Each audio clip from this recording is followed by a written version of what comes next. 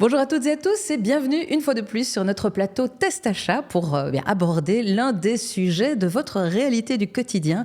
Ici, on va parler gaming, on va parler console de jeux. Alors ça vous concerne certainement et si pas vous directement, peut-être vos enfants. On va se pencher sur la question en compagnie de notre expert high-tech, Mickaël Le Sang. Bonjour Mickaël. Bonjour Stéphanie. Bienvenue à toi. Merci. C'est un plaisir de faire ta connaissance. C'est la première fois qu'on va se rencontrer. Ouais. Donc moi j'ai des questions parce qu'il y a quand même pas mal de rumeurs aujourd'hui sur les nouvelles consoles, sur des choses qui vont sortir. Et on dit, j'ai entendu tout et son contraire. Qu'est-ce qu'il en est exactement ?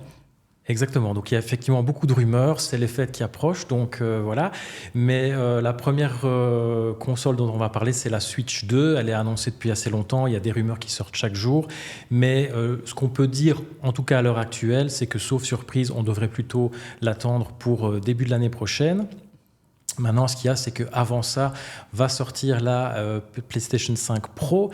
Là, c'est pour début novembre. Qu'est-ce qu'elle amène, cette PlayStation ? Elle a un GPU boosté. Donc, GPU, c'est quoi ? C'est le processeur graphique. Donc, ça annonce des images beaucoup plus impressionnantes. Maintenant, il faudra évidemment avoir un écran qui suit. Oui. Le problème de cette console, c'est qu'elle est quand même à 800 €. Il faut savoir que la PlayStation, on va dire classique, la PlayStation 5, elle est plutôt vers les 500 €, 450, 500, 500. Donc ici, 800, c'est quand même cher. Et elle n'a pas de lecteur de disque. Donc là, c'est aussi, on va pouvoir en rajouter un, mais encore 120 € à ajouter.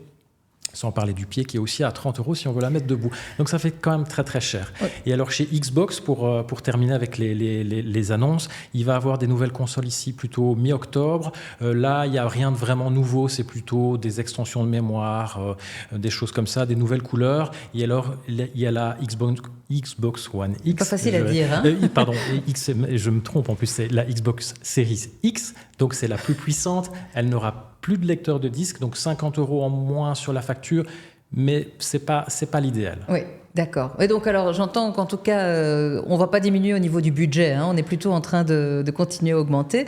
Par conséquent, j'imagine que les personnes qui suivent l'émission, qui suivent ces capsules, ont envie de savoir est-ce qu'il y a des consoles à conseiller, d'autres à déconseiller, est-ce qu'il faut éviter certaines choses. Encore une fois, est-ce qu'il y a des bons et des mauvais élèves, y compris au niveau des consoles de jeux ? Alors en fait, ça dépend un petit peu de ce qu'on a envie de faire. On va dire que la Switch, elle est plutôt destinée aux familles, à ceux qui ont envie de jouer ensemble et aux enfants. Il y a des très très bons jeux dessus, comme les Zelda, les Mario, tout ça c'est très bien. Après, au niveau Xbox et Xbox Series et PlayStation 5, là c'est toujours le gros débat. On sait qu'historiquement, il y a plus de succès de la PlayStation en Europe et plus de Xbox aux États-Unis. Mais voilà, ça dépend un peu des affinités de chacun, de ce que les copains jouent, etc. Et donc, le choix, là, moi, je ne sais pas le faire. Il faut que le consommateur le fasse. Par contre, ce qu'il y a, c'est que je déconseillerais plutôt la PlayStation 5 Pro, vu son prix, sauf vraiment pour quelqu'un qui a du budget, qui a une télé qui suit, etc. Et notamment parce qu'elle n'a pas de lecteur de disque. Et même chose au niveau des Xbox, je déconseillerais plutôt les consoles qui sont dépourvues de lecteur de disque, parce que chez Xbox, celles qui n'en ont pas, historiquement, c'était les séries S, donc qui sont moins puissantes. Va arriver une série X, donc la plus puissante, sans lecteur de disque. Mais pour 50 € d'économie, je ne la conseille pas. Pourquoi je ne conseille pas les consoles sans lecteur de disque ? Oui, c'est la question que j'allais poser. On a déjà plus ou moins abordé la question dans une capsule précédente, mais je voudrais vraiment qu'on développe ça ici. En fait, ce qui se passe, c'est que les jeux au format digital sont à peu près au même prix que les jeux au format disque. Donc, quand tu reçois on appelle ça une galette. Oui, donc, une nouvelle galette. Voilà.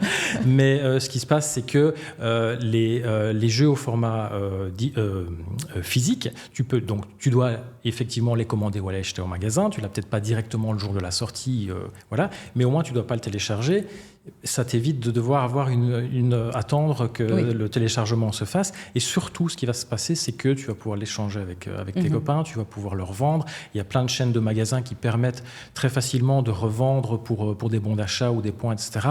Donc nous, on conseille vraiment plutôt de prendre, c'est un petit peu plus cher à l'achat, les consoles avec lecteur de disque, mais comme ça, au moins, on a plus de flexibilité au niveau des jeux. Il y a aussi la possibilité parfois de faire tourner d'anciens jeux, des consoles précédentes, si on a encore les disques. Et il y a aussi la possibilité, évidemment, de jouer des Blu-ray, par exemple, puisque ce sont des consoles 4K. Voilà. Donc, voilà.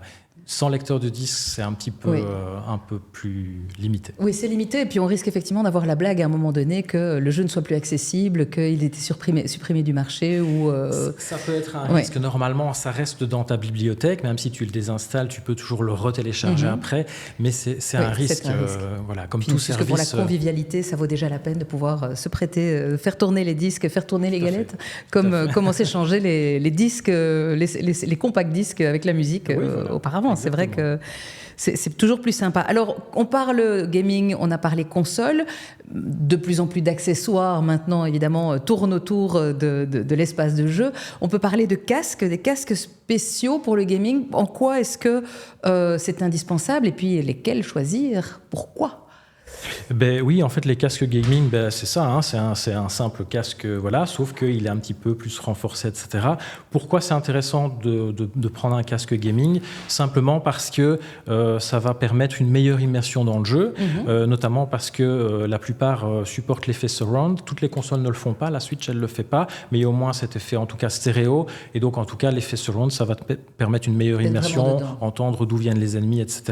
Ça va aussi permettre une meilleure isolation. Si on est en côte, au moins comme ça on n'embête pas les voisins et on n'est pas embêté par la fête des voisins. Oui, voilà. J'allais dire, j'enlève le casque c'est dans parce les qu'en deux fait, je me rends sens. compte que j'entends presque plus rien quand je le mets, donc c'est vraiment bien, on est bien isolé. Hein. Voilà. Et alors effectivement, le micro il va pouvoir servir si on joue beaucoup en ligne. Oui. Donc voilà. Nous, ce qu'on a fait, c'est qu'on a testé une dizaine de casques filaires, tout simplement parce que en fait, on trouve que c'est un bon choix pour les jeunes joueurs parce qu'ils sont souvent plus légers, parce qu'il n'y a pas de batterie dedans. Ils sont plus abordables et surtout ils sont compatibles avec toutes les consoles.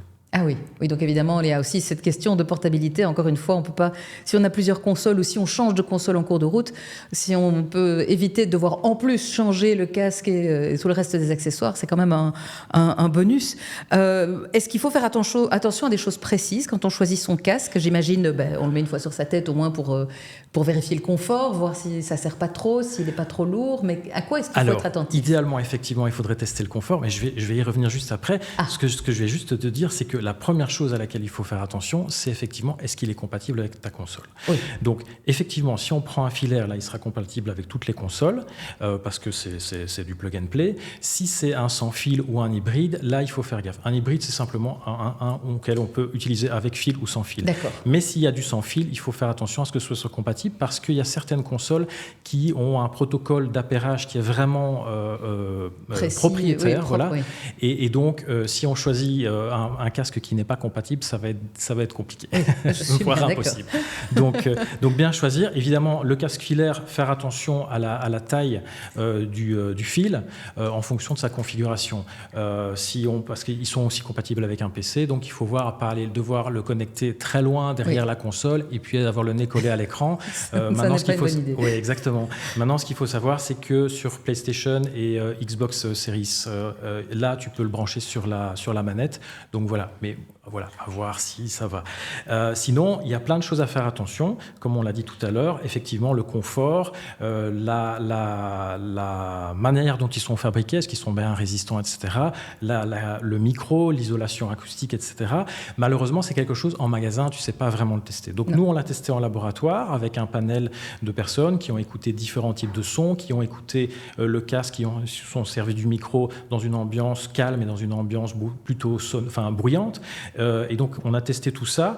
Tous les résultats sont sur le site. Et donc, ce que je peux faire simplement, c'est dire, allez sur le site, vous pourrez faire le choix. Testachat.be, vous avez le comparateur, vous avez tout le détail. Exactement. Allez, on va faire un petit peu de teasing. Ce que je peux dire, c'est qu'on peut trouver déjà un très bon casque à moins de 30 €. Ah oui, donc voilà. Encore une fois, cette fois-ci aussi, on peut dire que c'est pas forcément le plus cher qui sera le meilleur et le moins cher qui sera... Non, effectivement, il y a des casques qui sont chers, qui sont très bons. Maintenant, ce qu'il y a, il y a souvent aussi des promos, etc. Entre le prix catalogue et les prix promos, parfois, on peut avoir 30 € de différence. Donc ça vaut la peine de suivre un petit peu les promotions. Mais donc, de toute façon, testachat.be, c'est là que vous aurez le bon résumé des capacités, des scores de tests de chacun de ces casques et puis vous pourrez, j'espère, choisir celui qui vous convient le mieux. Merci beaucoup. On a terminé avec cette thématique. Merci beaucoup, Michael. J'espère à très bientôt pour explorer d'autres choses en high-tech. Je pense que le sujet est vaste. On aura encore de quoi se voir. Oui, avec plaisir. Merci beaucoup et à bientôt. Encore une fois, si vous avez des commentaires, des observations, si vous avez votre casque préféré que vous avez envie de commenter ou de recommander, ou votre console préférée, vous avez envie d'en parler, eh bien, vous nous envoyez un petit commentaire et on se retrouve très bientôt. D'ici là, faites de bons choix.